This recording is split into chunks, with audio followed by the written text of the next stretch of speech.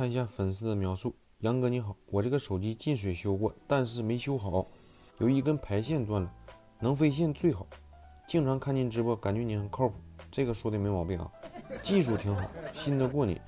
至于能不能修好，这个没关系啊，希望直播时能给修一下，感谢。大致情况我们已经了解了，这是一台苹果12 Pro Max 手机，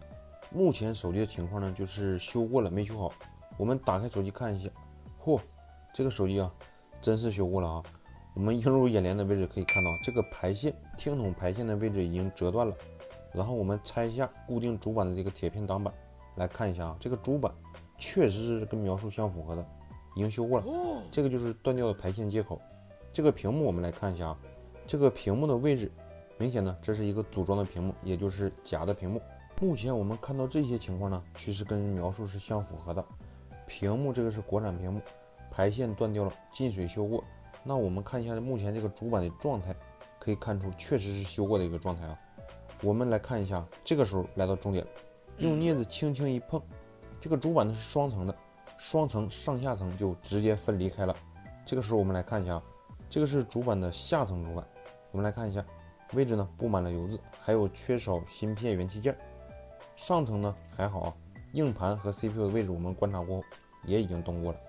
为了大家更直观的观看，我们把主板移到显微镜下给大家看一下，这个就是我们刚刚说的硬盘位置已经动过了。还有 CPU 位置我们来看一下，放大一下， CPU 周边的器件已经明显减少了，缺少了。还有这个 CPU 我们能侧面看到 CPU 下面的焊盘明显能肉眼可见，这个 CPU 之前是动过的。上层主板看完，我们来看一下下层主板，这个地方非常的严重啊，这个就是下层板的基带电源周边，主板呢居然挖了一个洞，基带芯片和这个板底明显有错位。再看一下上面这个 WiFi 芯片，同样跟板底有错位，说明这两个器件呢是直接扔到上面的，没有焊接。主板这个情况我们肯定要跟粉丝沟通。来，重头戏来了，兄弟们，我们看一下，这个就是我们给粉丝拍摄的我们拆开的视频。来看一下粉丝描述的，他只说修过没修好。看到这句话我们当时有点懵，但是打开这张截图我们就明白了啊，这个是在某平台购买的，花了680元购买的一个修过没修好的设备。目前机器的情况我们已经了解过了，它是一个购买的别人修过没修好的机器，状况呢我们已经看过了，上层和下层都已经修得非常严重。这种情况如果说全修好，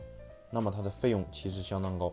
如果说我们修好之后发现它其中的器件不是原机匹配的器件，那么这台手机将修开机呢也不能正常使用。目前手机的所有问题我们都已经确定了，所以说经过我们跟粉丝沟通，我们给粉丝的建议呢是建议他呢直接放弃这台手机的维修。这台手机呢虽然它是没有成功修复，但是呢在这里杨哥想给大家提个醒，像这种呢如果说想在平台上捡漏的情况下，大家一定要谨慎小心。不管怎么样，我们肯定要感谢粉丝对我们的信任与支持，